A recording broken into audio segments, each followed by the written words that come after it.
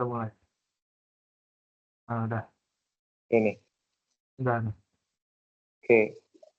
Assalamualaikum warahmatullahi wabarakatuh. Untuk Swastiastu, nama gue Sugeng Kebajikan.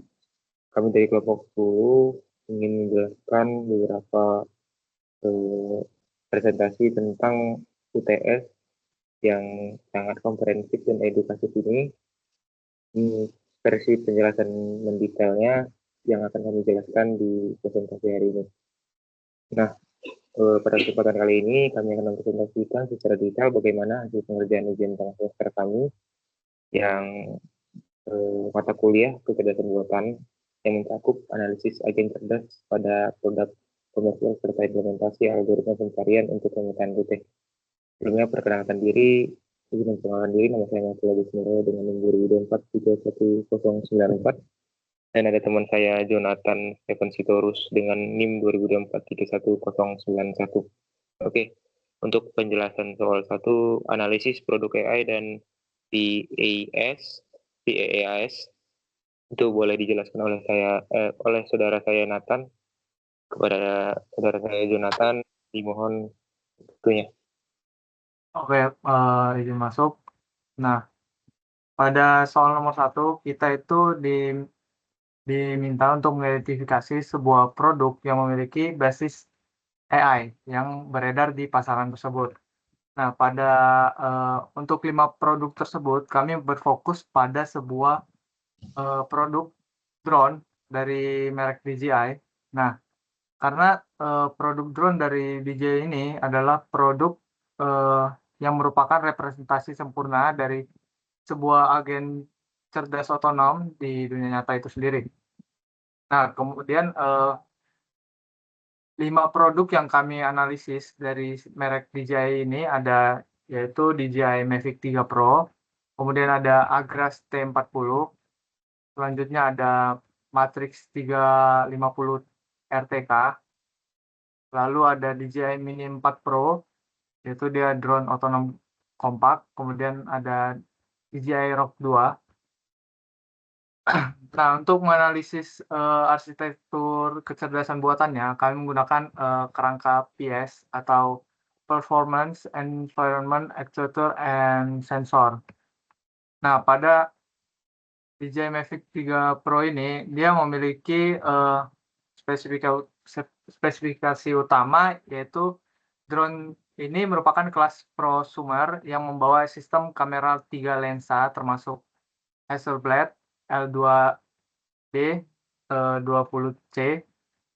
Kemudian fitur AI-nya itu adalah sebuah algoritma yang terintegrasi untuk menjalankan Active Track 5.0, yaitu dia sebuah pelacakan subjek secara dinamis, dan APS 5.0, yaitu pemetaan lingkungan secara real time untuk menghindari rintangan secara otonom.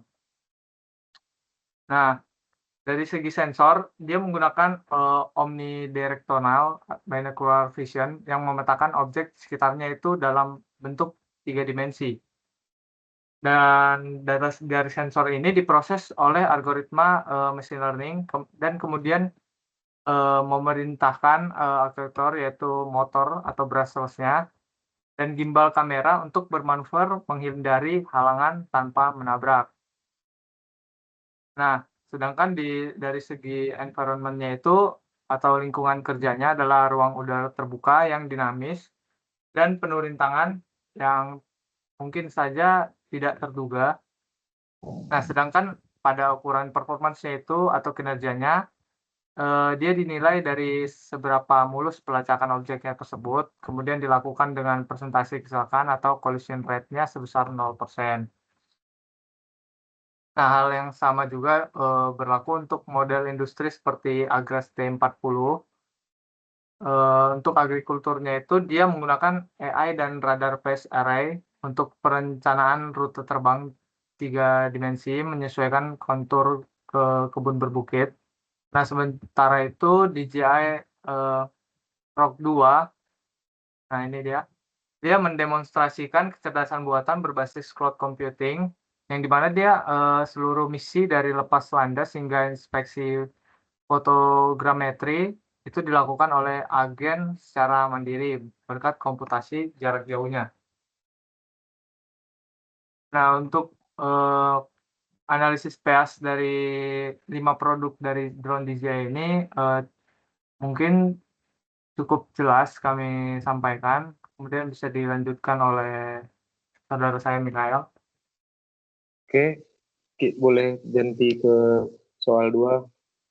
Oke, di penjelasan soal 2 ini, kami akan menjelaskan pencarian rute dengan BFS.